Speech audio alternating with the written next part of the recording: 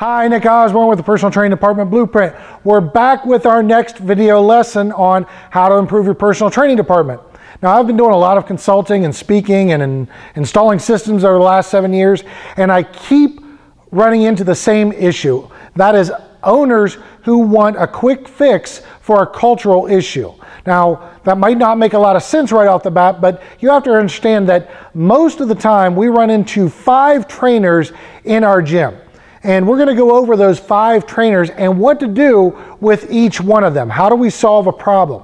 So I'm going to go over the first 3 today, and the next lesson is going to go over the last 2. Now, we might be hiring the right people for trainers, and I'm taking for granted that you are. But we don't focus on the right things once we get them in to focus on success. Now, we might not know why that is. We might not know what to do. We might not know how to focus on success for our trainers, but we also might be angry and frustrated with our trainers because we want them to do certain things and they're not. They might have attitudes. We don't know what they're doing, why they're doing it. They don't want to tell us, so we get angry and frustrated, and that's not going to focus on their success.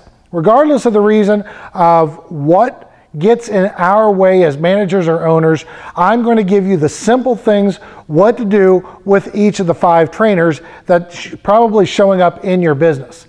And I want you to think about this as focusing on improving the culture in your club, because if you have the right people working for you, you're going to make more money. If you have the right people working for you, they're going to be happier. If you have the right people working for you, your members are going to be happier, and you're going to have a better culture in your club. And that's what we're really after, is creating a good culture in your club so people want to refer you a lot of business and help you make a lot of money. And that's what the Personal Training Department Blueprint is really designed to do, is help you make more money, either using our systems or at least using the information to go out in your club and make a lot more money. Help your trainers make more money, because trainers that are making more money generally are happier trainers, which stay with you longer and their clients stay with them longer. So the first trainer that we're going to come up with today is the unicorn. And why I call them the unicorn is you never really see them in gyms.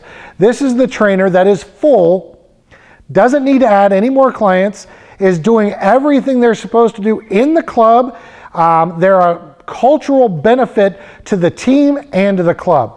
So they have no attitude, they're willing to help other trainers be successful, they're focused on making the client successful, and they're focused on helping the gym get results and have a good image. They're helpful to you, they do their job, every aspect of it, and they're just a joy to work with. Why I call them the unicorn is they just never show up in gyms. Usually this person is such a self-starter that they go off and start their own business. Now, if you have this type of trainer in your club, leave them alone and help them help themselves be more successful, and help them help the rest of your trainers be successful. Let them do their job. Let them do what they've been doing. Just encourage them and set them up and put a little bit more time and energy into them. Give them gift cards once a month for doing stuff right and just being an asset to the business. More than likely, though, this person's not in your business. Like I said, they've either gone off and started their own business, or they just don't exist. Rarely do you find the trainer that knows what to do, how to do it, and then does it. And does it in a way that benefits everybody around them. I would say it's less than 1% of trainers ever get to that point. Okay? So the next trainer is your big dog trainer. This big dog trainer can be full. They don't need to add any more clients. They might be able to sell. However, they kill the culture in your club and kill the culture in your team. They really disrupt the team because of their attitude, their individualism, the things that they're going to do, the way that they undermine everything that's going on. This is what really occurs in our full trainers, usually in clubs. When I go out and do consulting, it's tough for owners to hear, you really need to get rid of Bob the trainer, because Bob the trainer is actually holding back all the other trainers. Well, I can't get rid of Bob the trainer. He's bringing in half the income compared to the other 7 trainers. He's one, if you add all the other 7 trainers together, they make almost as much money as Bob does for the club. Now, I'm just telling you, Bob is probably holding all the other trainers back from being successful. I would rather have 7 mediocre trainers than 1 big dog trainer and 7 pathetic trainers. And if you look at the culture of the team, you might be able to identify what the big dog trainer is doing that's holding everyone else back. So with the big dog trainer, you have one of 2 things to do with this person. 1, you can train them, educate them, and hold them accountable to the vision that you're trying to create for the club and for the team. What is their expectations? What do you want them to do with the other trainers? What type of attitude do you want them to have? What do you expect out of them? Then you need to train them in those things and train them how they fit into the team and what they really need to do to make themselves successful, the people around them successful. Now, if they don't want to do that, or they're not able to do that because of developmental levels or maturity level, whatever you want to call it, the other option is you have to fire them, because you don't want to keep around somebody that's holding the entire business back. Now, I believe that every training department at a minimum should be at a 15% penetration. What I mean by that is, out of every 100 members, 15 members are doing personal training. When you put it that way, that doesn't really sound like that big of a deal. However, at most clubs, it's 3 to 5%, 5% being a club that's really rock and rolling and standing out from everyone else. But that number is still so low. Our clubs that we're working with are looking at a minimum of 15, and some of our in between size, intermediate size are looking at 25 to 30%. Our smaller clubs are looking at 30% or higher percent of their members using personal training or personal coaching. So you got to look at what is the overall goal. If this one person is bringing in half your income, but he's holding everybody else back and holding the club back from being at 4% when you could be at 15%, you can see in the long run, you need to let this trainer go. So either train them, educate them, hold them accountable to making changes, or fire them. It's the only thing you can do for the big dog trainer. Now, I know this is tough, and we did have a video up at one point about the big dog trainer video. We got a lot of feedback. We only put it up for a short period of time. And if a lot of people comment on this video, I'll put it back up so you guys can watch it. But we usually reserve it for our paying customers. But we get enough feedback, I'll make sure that I put it back up. Now, the last trainer that I want to go over today is the trainer that is not full, that is not adding clients, and is not able to take direction, doesn't want to take direction, however you want to look at it.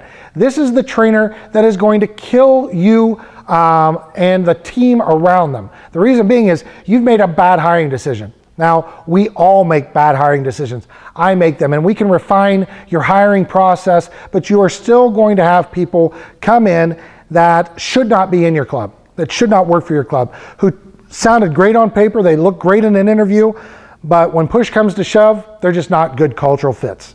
Now, these people are not going to do anything different. No matter how much you train them, their attitude is going to tell you, I'm going to continue doing what I want to do. They're not going to work as a team. Now, personal trainers have a duality. One, they're on a team. They're on in a department that all have to work together to achieve a goal. They all want to work together to give a cohesive experience to everybody that comes in contact with the club or with their department. So when they come to one trainer, they want to have a certain attitude, a certain look. This trainer's always standing off. They think that standing apart from everyone else makes them look better, when all reality is it destroys everybody. It destroys the culture. It destroys the team atmosphere, and it makes the members very wary of your personal training department as a team. So with this person that doesn't want to follow directions, doesn't want to be trained, doesn't want to learn anything, which if you got somebody on your staff that doesn't want to learn anything new, you need to get rid of them, who thinks they're know-it-alls but yet is not able to produce any money, I wouldn't even waste my time trying to train them. I would just go in and say, let's cut it, fire them right off the bat. It doesn't make any sense. You're devoting so much energy and time into your big dog trainer and then the trainer that's untrainable, that all the people that could use your time, they're getting shortchanged. Now, you only have a certain amount of time each week as a manager or owner to devote to employees. I get that. Don't devote it to the employees that aren't going to help you be successful. Again, if they're untrainable, if they were successful in their last gym, the gym closed, they moved, whatever, they came in and they're a know-it-all, doesn't want to be trained, doesn't want to learn, they're not doing continuing ed, they're not doing anything different, fire them. The team will thank you in the long run. It doesn't do any good. Hire somebody new that's malleable, that you can train, and that's willing to work as a team member and work on their own, but also work to develop the culture of the team, and that's there to benefit the member. Now, some of you might be going, well, it's obvious that you shouldn't keep that person. Yes, but I think that somewhere around 70-75% of the clubs that I do consulting with, they always have that trainer that's untrainable, doesn't want to learn, doesn't want to do anything different, that argues with management, which at what point did we start arguing with our boss about how the boss wants the job done when they're paying our salary? So think that way. And if you've got somebody who's causing that much problems, get rid of them. It's not going to do you or the club any good to keep them, and you're just going to waste your time, and it's going to make you more frustrated and pull your attention again away from the people who really deserve it and could really benefit from it. And those are the last two people that I'm going to talk about in our next video. The trainer who is not doing the right things, but wants to, and they don't know what to do. And the other is the trainer who is doing the right things, but not getting the results that they're looking for. So stay tuned. And one of the things I want to close up with is a lot of people ask me, these numbers sound, 15% penetration and all this. They think that it's out of the realm of possibilities. Well, it's not. One of the things I want you to do is I'm including below this on our blog a link to a button that's to a link of a calculator to calculate how much money you should be making from your personal training department.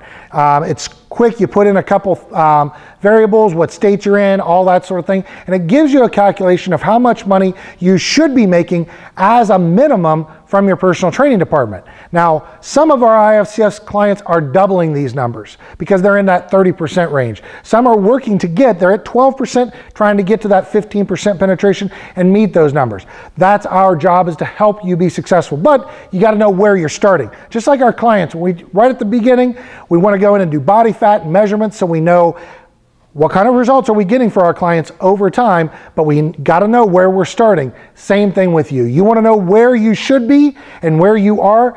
Click the button below, figure out how much money you should be making from your training department, and if it's something that is intriguing to you, you can actually click another button after that, and we can give you a 30-minute consultation on talking about what the biggest issues are in your club and possibly how to change them. So again, my name's Nick Osborne. Look for our next video over the last two people. We're gonna have some interesting things to do with the last two types of trainers on how to make them successful, which makes your club successful, which makes your members successful, and helps you be an overall great training department. And that's what we're here for with the Personal Training Department Blueprint, is helping you create a great team of fitness professionals.